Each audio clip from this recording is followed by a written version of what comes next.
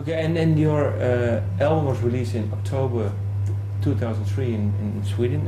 How is it to tour so long on this album? It's, I don't know. Of course, sometimes it's tiring. You know, you really want to play your new songs, and we play them for for us in the band, and we try to rehearse it. But because you play for new people, you know, all the time, and then they're like, oh, that song is the first time I heard it last week, and then it feels fun. And anyhow, it's just some other, because some songs are always fun to play, and you're gonna have to play some of those songs forever. So yeah, I still what we always had when we started the band, we always wanted to be productive and we wanted to release as much as we can, EPs and different song B-sides, and always be.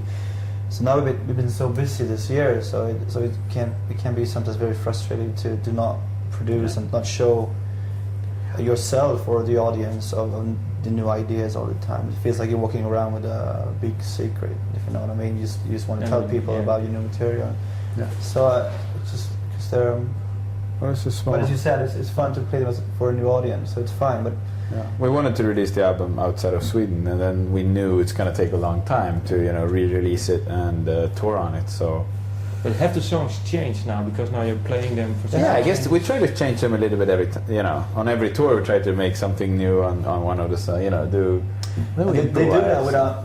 They change a little bit, but without. We're not trying to change it. It just sometimes. No, I mean that's what I mean. It just happens. Yeah, it just happens. Especially how I sing them and how. Do you have an example of one song? Maybe then. If no one. Do you have any examples? An example of a song that really changed. Yeah. I think has been changing a bit is Shut Your Eyes. A little bit how I sing it and how. Yeah, the rhythm changed a little bit. We're adding more. There's some I don't know. There's some details that we've been adding all the time that makes it more. Because some songs were on the record that came out in Sweden was sometimes a little bit too much.